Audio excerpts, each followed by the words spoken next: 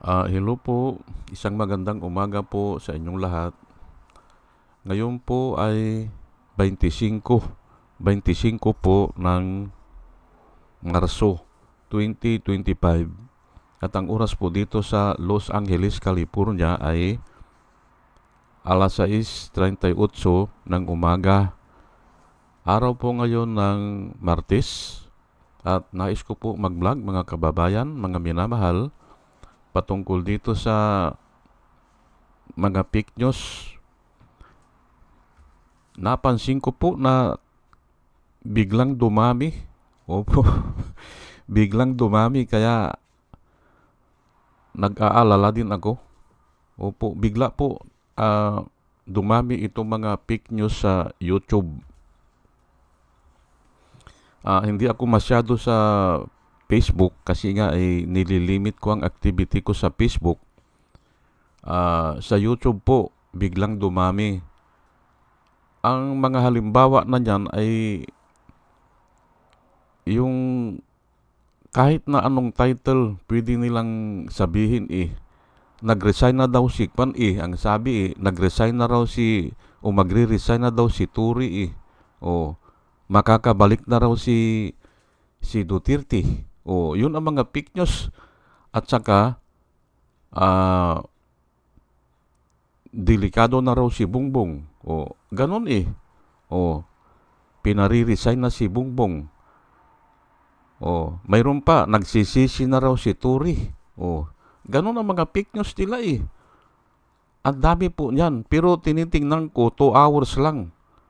Pinakamatagal ay 4 hours. Siguro tinatanggal nila kasi pag hinanap ko ulit wala na Pero ang dami pong view. Ang daming nagko-comment. Sila rin. Opo, sila rin. Grupo-grupo sila.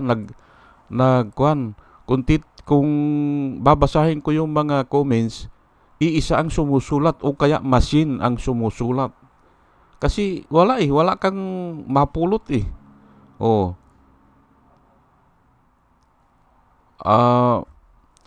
Ang mga sinusulat ay katulad kay Cayetano, gagawa sila ay brilliant daw si Cayetano. Tapos lahat na magsusulat doon, oo, brilliant yan, ganun. Hanga ako dyan, ganun lang. Walang detalye, walang kwan. Idol ko yan, si Cayetano. Ganun lang ang sinusulat. Kaya nga kako mga fake news.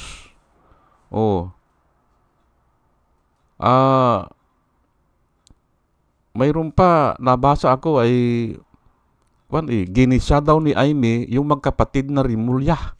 Ganun ginisa daw sa Senado. O sinabon o pinagalitan. Ganun po ang mga nila, mga title nila. Pero pagbabalikan mo, after a while, wala na. Tinatanggal din nila. Natatakot din sila siguro baka matrace po sila Kaya nga mag-ingat po tayo.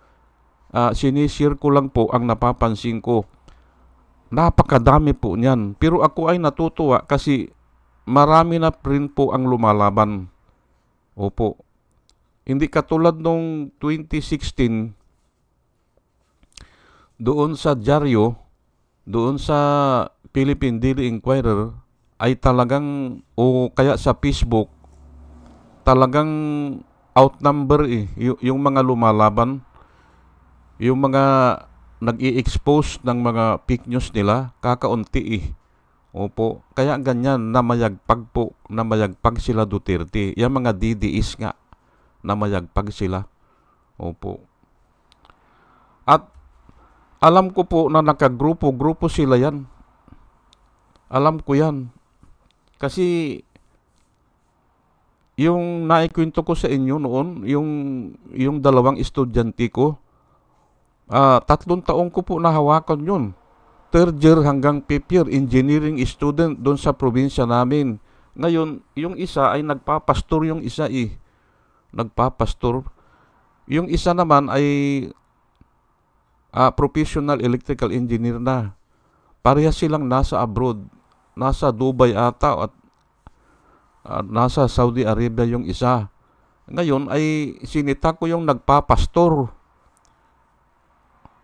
ay kasi nga, ang sabi niya ay sure na raw na mananalo si Bongbong, sabi niya. Nung 2022 po ito, sure na, sabi niya. Tapos dinagdagan pa niya ay kwan daw ng Diyos, yung parang pinili ng Diyos. Ay ang sabi ko sa kanya, kasi mga estudyante ko ito ang sabi ko sa kanya, doon sa pastor, doon sa nagpapastor, sabi ko, bakit ka ko ginagamit mo ang pangalan ng Diyos sa ganyan? Ayun na, nag-umpisa mo yung debate namin. Ngayon ay marami sila, grupo sila, mga 15, pinutakti ako. Yung nga, sumama pa yung isang kabats niya na estudyante ko rin, ay bandang huli, napansin ko, hindi na sila ang sumasagot. Kilala ko po ang mga estudyante ko kilala ko. Oo. Yung mga buhay nila, yung mga pinagdaanan nila, kilala ko po sila lahat. May sinasabi na sila na hindi na nangyari doon sa 3 years na naging estudyante ko sila.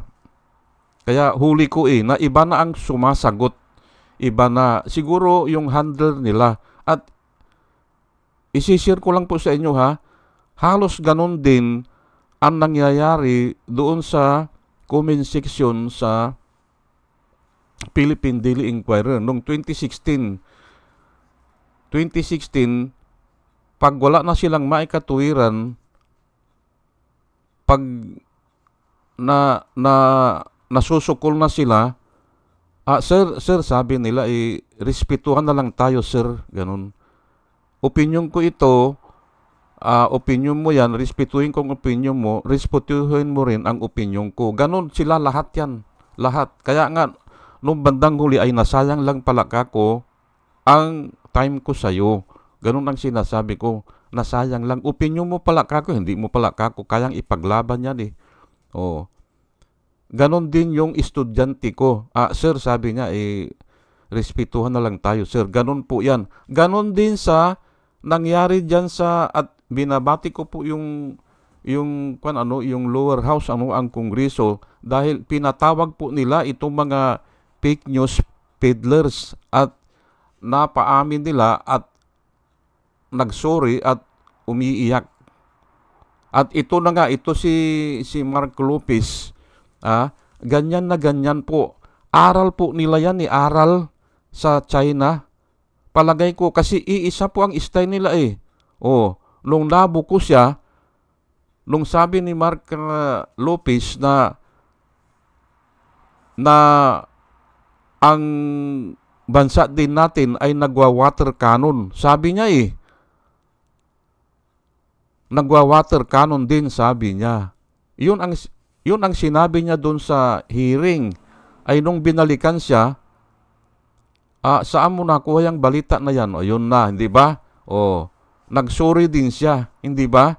Kasi nga hindi niya mapangatawanan na yung sinasabi niya, akala niya siguro na yung kaharap niya hindi nag-aaral o hindi nagsasaliksik. Kasi nga kung sasabihin niya doon sa mga hindi nag-aaral o hindi pinag-aaralan yung mga araw-araw na mga balita, madadala niya ang bansa natin ay nagwa-water cannon din, ang sabi niya paniniwalaan siya. Pero ang mga kaharap niya kasi ay mga nag-aaral yan Kaya nung tinanong siya, yung sinabi niya, ang sabi niya, pwedeng mag-water cannon. Ay hindi ganun ang sinabi mo. Sabi ni Aduano ang sinabi mo ay ang bansa din natin ay nagwa-water cannon.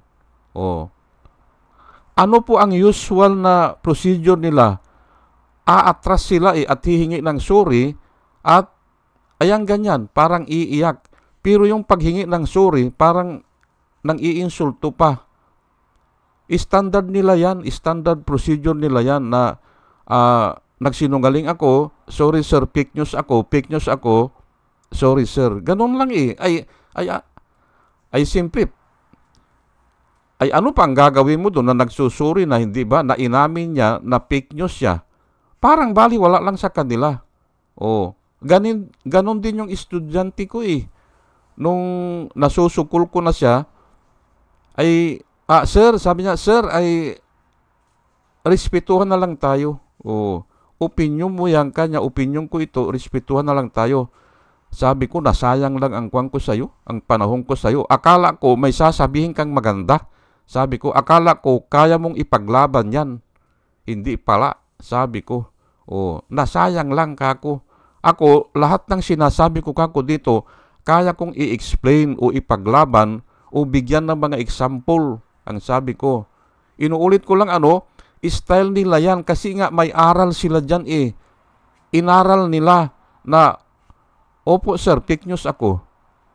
Just imagine, aaminin na sila ay nagpapalabas ng mga fake news. Oh. Kasi nga yan ang turo sa kanila. Iisa po yan eh, iisa. O kaya, ang napansin ko rin, yung mga nagko-comment sa kanila, maraming account, multiple account, o kaya ay machine. Opo, sabi nung anak ko, na alam yan, kasi nakikita niya nagpupuyat ako noon eh. Halos hindi na nga ako natutulog eh. Nagpupuyat ako eh. Sabi niya, tatay, babagsak ang kalusugan mo dyan, sabi niya. Hayaan mo sila yan, mga machine yang inaanseran mo. O, mga machine daw.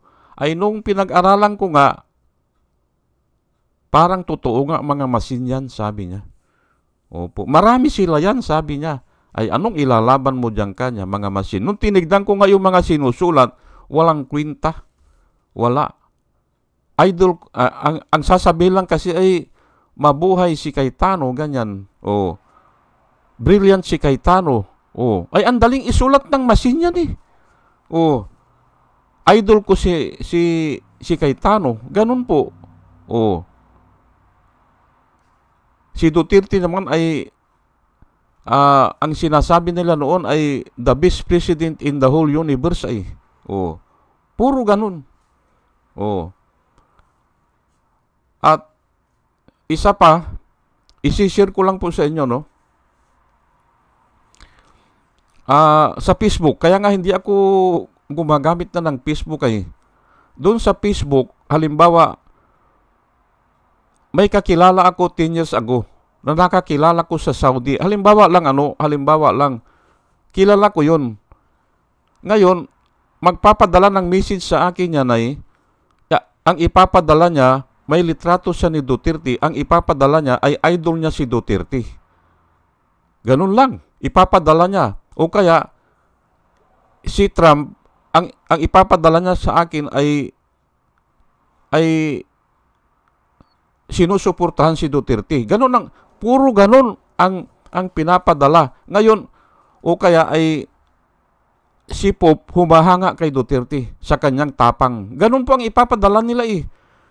Ngayon, sa dami niyan, kung may 3 ka at itong mga tao na ito, itong mga kakilala ko, mga kwan ito, kung ako ay engineer, ay mayroong kapitan ng barko eh, nagpapadala ng ganun. Hindi ako maniwala eh. Nakukuha nila siguro yung account at pinapadalahan ako ng ganun. Oh, ay iginagalang ko yung kwan na yan kasi ka-eskwela ko pa nung elementary. Oh, iginagalang ko. Pero in doubt ako kung sinusulat niya yun. Ganun po, kaya nila na pag-aralan sino yung mga kakilala mo na magagaling na tao po ha, matitino na tao, tapos sasabihin nila sila ay bubuto kay Duterte. Ganun. Oh. Magpapadala sila ng picture, halimbawa, sino ba ang sikat na artista o sikat na basketballista o sikat na tao sa buong mundo, ididikit nila yung litrato ni Duterte at saka yung tao. Oh, tapos support, sabi nila eh. Oh, Duterte. Oh, pati nga yung si Kwan, yung namatay si Brian ba yun na basketballista dito? Oh, ididikit nila yung litrato ni Duterte at saka si Brian. Brian supports Duterte, ganyan. O kung minsan iniiba-iba nila yung support eh. O loves, ganyan ano? Loves Duterte, ganun eh. O, ay ang dami pong salita niyan eh. Yung support, ang dami pong kaparehas sa salita yan. Uulit-ulitin lang nila yun. Ganun yan. Kaya, ay, ang daming nadadala. Pero fake news. Hindi ba? Fake news po eh. Noong ko napansin yan, noong nangandidato si Duterte. Opo. At ngayon nga ay pagbabayaran nila yan. Opo.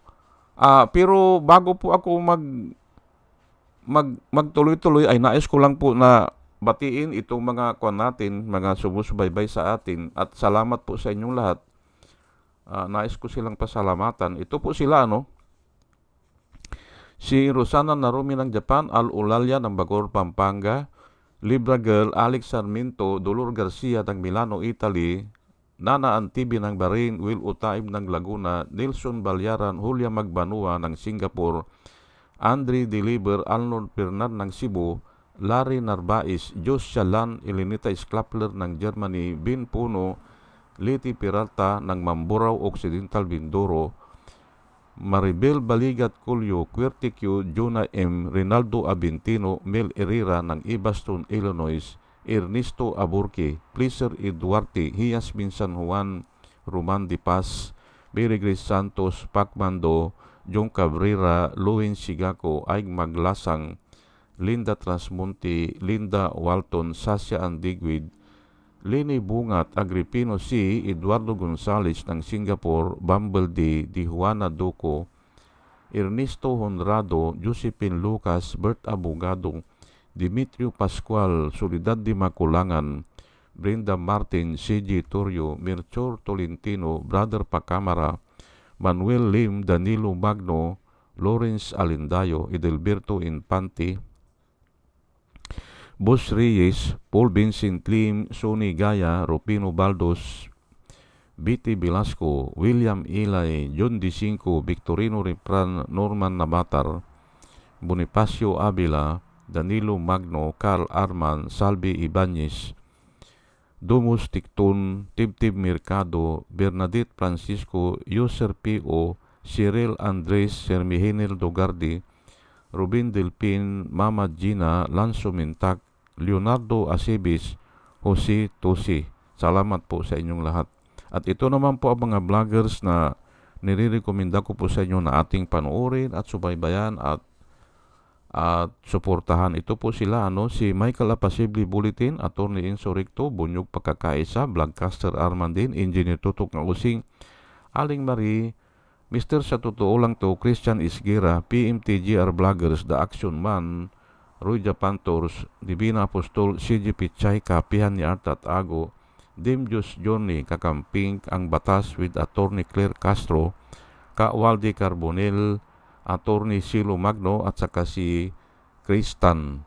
Ugaliin po natin ang makinig sa kanila at marami po tayong matututunan sa kanila at nakikita ko po na sila ay nagbablog para po sa ikabubuti ng bayan. O sige po at tayo tuloy-tuloy na po sa ating discussion. Ito po ang nakasulat sa Exodus patungkol dyan sa fake news na yan. Exodus 23 verse 1. Do not spread false reports. Yan po nakasulat. Do not help a guilty person by being a malicious witness.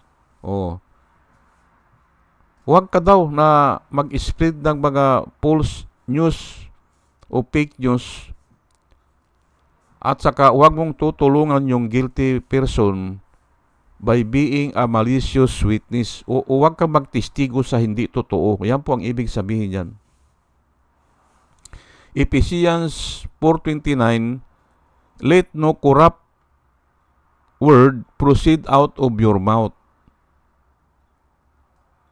but what is good for necessary edification, o yung edification to build up that it may impart grace to the hearers. Ayan po inulit na naman dito, let no corrupt communication proceed out of your mouth. Ang kuwang po kasi mga kababayan, kung pag-aralan nyo yung communication ng tao, ako, pinag-aaralan ko po yan corrupt po yan corrupt. Opo. At bigyan ko lang po kayo ng example, what our friends are for. Yan, sinabi ni Marcos yan, yung tandang Marcos. Hindi ba? Nung kinakampihan niya kasi yung mga kroni niya, ayun ang sinabi niya, what our friends are for. Hindi ba? Corrupt communication po yan. Pero napatalsik siya. Kasi nga una-una ang sinasabi niya, rule of law. Sabi niya we must follow the rule of law. Pero pag iba pala ang kasamahan niya, iba ang kwan niya, o kaya nung nabubuko na siya, kasi may mga kroni na siya what our friends are for. Corrupt communication po yan. Ang ibig sabihin, ililigtas niya yung mga kaibigan niya. Hindi ba? Example lang po yan ng corrupt communication. At si Duterte po ay ang daming ganyan. Hindi ba? Kaharap niya yung mga representative ng China. Doon sa meeting, kaharap niya yung mga magagaling na tao galing ng China. Anong sasabihin niya? Ay mas mabuti pa daw ang Pilipinas, tayo ay maging probinsya ng China. Corrupt communication po yan. Corrupt communication. At pumapalakpak din yung mga ibang Pilipino doon. Ay simple, swelduhan yun May pasahod po yun kaya papalakpakan siya. Pero sa tunay na buhay o sa tunay na loobin ng tao na isang Pilipino, hindi papayag doon. Lalo na kung may kayamanan ka o may kabuhayan ka, hindi ka papayag doon. Ay bakit naman na tayo ay pasasakop sa China? Ganun po yan. Corrupt communication. Ang nakasulat po ay, let no corrupt communication proceed out of your mouth. Hindi ba? Anong sabi ni Duterte nung hinuhuli siya? Anong kasalanan ko? Sabi niya, kayo mga sundalo, anong kasalanan ko? Corrupt communication po yan. Alam niyang kasalanan niya. Mabuti na lang at tama yung sagot ni General Torre. Ay wala pong hukom dito. Walang hukom. Walang judge na hahatol. Kahit na ilinyada yung mga charges sa kanya, wala din hukom Doon sa magpaliwanag sa ICC. Anong kasalanan ko? Sabi niya, corrupt communication po yan. Pinapakita niya na bakit ganun? Ay samantalang nung nasa Hong Kong siya, nung naandun pa siya sa Hong Kong, ay minumura niya ang ICC, hindi ba? At gusto niya daw nahulihin na siya. Tapos ngayon sasabihin niya, anong kasalanan ko? Ano ang ginawa ko? Corrupt communication po yan. Para yung ibang tao madala. Kasi nga hindi naman sasagutin yun ng pulis hindi sasagutin yun. Pakialam ng pulis dyan. Wala silang pakialam dyan. Basta basahan lang kung ano ang karga sa kanya. Pero hindi na iisa-isahin yung mga kasalanan niya. Hindi ba? Ganun po yan. Now, Leviticus 19:16, do not go about spreading slander among your people. Or do not go around spreading slander among your people. Do not do anything that endangers your neighbor's life. I am the Lord. Sabi po ng Panginoon sa Book of Leviticus. Ngayon, ano po ang ginawa nila kay Dilima? Nakasulat po dito, do not do anything that endangers your neighbor's life. Pinakulong nila. Dahil nga nagpalabas sila ng mga testimonya ng mga convicts, mga bilanggo, kinuha nila, aywan ko lang kung binayaran nila yan o anong pabor ang ibinigay nila. Ay sabi nga ng mga kondito ay mga bilanggo pala yan. Sabi nila ay papayag yan kasi ang buhay nila, ang buhay po ng mga bilanggo ay nakasalalay sa yung mga gwardya doon. Hindi ba? Kaya papayag yan. Yun ang sinasabi ng iba. Hindi ba? Ay pero nga ay nag-recant. Kasi nga ay limitado naman ang power ni Duterte eh. Limitado po yan eh. O ay simpre ang pinakamakapangyarihan po ay Diyos ay haharap sila sa Diyos. Hindi ba? After a while, kung namatay na si Dilima at doon namatay sa bilangguan o napatay doon, ay kargo nila yan sa konsensya nila. Hindi ba? Yun po. Kaya nag-recant po eh. Yan ang nakikita ko dyan. At saka isa nga, hindi naman all-powerful si Duterte eh. Remember, ang kapangyarihan, all power and authority belongs to God. Ngayon, kung lalagyan lang si Kwan, nabahagian siya ng power, ay pansamantala lang yan. Yan po.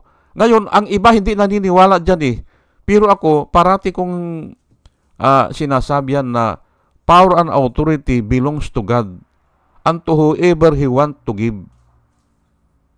Ayan po, pansamantala lang po yan. Pero ngayon ay mabuti at nakikita natin in our own eyes, in our very own eyes, nakikita natin ang mga pangyayari na ang power and authority ay hindi naman tumatagal yan. Oh. Proverbs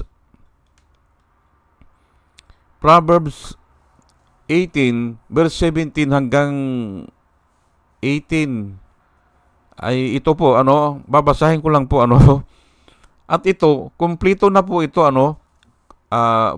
the first one to plead his cause seems right. Yun daw kung sino ang unang nagsalita ay parang tama eh, hindi ba? The first one who plead his cause seems right until his neighbor comes and examine him. Cross-examine po ito sa korte. Iko-cross-examine eh. Nagtestimonya ka, parang tama nga, Parang tama. Parang ganun nangyari kay Dilima, hindi ba? Maraming napaniwala kasi nga parang tama eh, na drug lord si Dilima, na humihingi ng pira si Dilima para sa kampanya niya. Ang dami. Na nagbibigay ako ng pira kay Dilima. Ganun po yan eh. Seems right.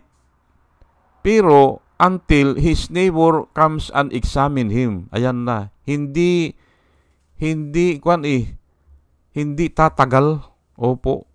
Kasi nga ay kalukuhan lang eh. Yung susunod dito, casting lots causes contentions to cease and keep the mighty apart. Ipapaliwanag ko lang po ito, Ni-research ko kasi ito eh. Bakit nakasulat yan sa fake news o kaya sa mga contentions, Casting lots, ang ibig sabihin magpalabunutan sila. Aywan ko lang kung sugal yan o hindi, pero yan po ang practice. Opo. Yan po ang legal na practice noon at saka sanction po ng Diyos yan, yung casting lot. Opo. Palabunutan o yung parang kanyan kara o krus. Ganun yan sa yung ibibit yung coin, hindi ba? Casting lot yan. Ngayon, casting lot causes contention to cease. Mawawala yung contention at saka and keep the mighty apart. Ipapaliwanag ko lang po. Ito ay nangyari kay Jonah. Nung lulubog na yung barko nila, na sinasakyan niya kasi nga malakas ang hangin eh, hindi ba? May bagyo eh. Itinapon na nga nila ang mga kwan nila eh. Ang mga bagahe nila eh. Itinapon na nila sa dagat. Pero hindi pa rin humuhupa ang barko. Ngayon, ang sabi nila, may malas dito na isa. Oo, may malas na isa. Ngayon, magpalabunutan tayo. At nakita nga si Jonah ay siya ang nabunot eh, na itatapon sa dagat eh. Ang sabi naman ni Jonah ay, itapon nyo na ako sa dagat kasi ako ang malas. Ay bakit ikaw ang malas? Tinanong siya eh. Ay kasi ang Panginoong kanya pinapapunta ako dun sa kabila. pero hindi ako pumunta. Dito ako pumunta sa, tumakas siya eh. Oh, pumunta siya ng Jupa. Hindi ba? Doon siya pumunta, ay ang order sa kanya, pupunta siya ng Ninibe. At doon siya mangangaral. Oh, sasabihin na gugunawin ang Ninibe kung hindi kayo magsisi. Gugunawin ang Ninibe, sabi niya. Ay itinapon nga siya sa dagat. Biglang humupa yung bagyo. Yung po, they cast their lot. Nagpalabunutan sila. Oh. At ang mga Hapon po, may kwento, yung mga Hapon na panahon ng Hapon ay wala na silang makain. Nagpapalabunutan daw kung sino ang kakatayin at kakainin nila. Kasi wala na silang makain eh. Yung mga sundalong Hapon, totoo siguro yun. Opo. Totoo. Ngayon, ito din ay nangyari, dahil kaslat din,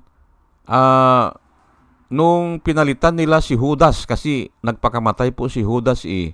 At ang nakabunot, napapalit kay Judas ay si Matyas. Yan po, na naging para kumplito sila. Opo, yung disipulo. Ayan po ang kwan po kasi dito ay yung mighty and keep the mighty apart. Yan Kasi po yang kwan po para mong ibinibigay na lang sa Panginoon ang swerte mo. Ganun po yan. Ano ang mangyayari? Ganun po yan. Hindi naman sugal ito, pero parang sugal ang akala ko noon, yung casting lot sugal hindi pala. Inuunol po ng Panginoon yan kasi nga sumusumpa kayo sa Panginoon na ano man ang mangyari, ayun ang matutupad. Ayan po Pero balik tayo dito the first one to plead his cause seems right. Yan nga, yung mga fake news na yan. Pero pag bubusisiin na sila, wala na. Hindi na nila kayang ipaliwanag. O sige po at hanggang dito na lang po at inuulit ko na ako ay natutuwa sa ginagawa ng Kongreso na tinatawag yung mga nagpapalaganap ng fake news at inuusisa na sila. At ngayon nga medyo nag-slow down na sila. Ayan po Pero dumadami ngayon yung sa YouTube. Opo, na ewan ko kung tinatanggal nila kasi hinahanap ko, wala na pinakamatagal after 4 hours. Opo. Sige po at dalahin ko po sa ating Panginoon na sa ating pakikinig ay nagkakaroon tayo ng wisdom na nanggagaling sa Kanya. At muli mga kababayan, mga minamahal, isang magandang umaga po sa inyong lahat at salamat po sa inyong pakikinig. Salamat po ng marami. Salamat po.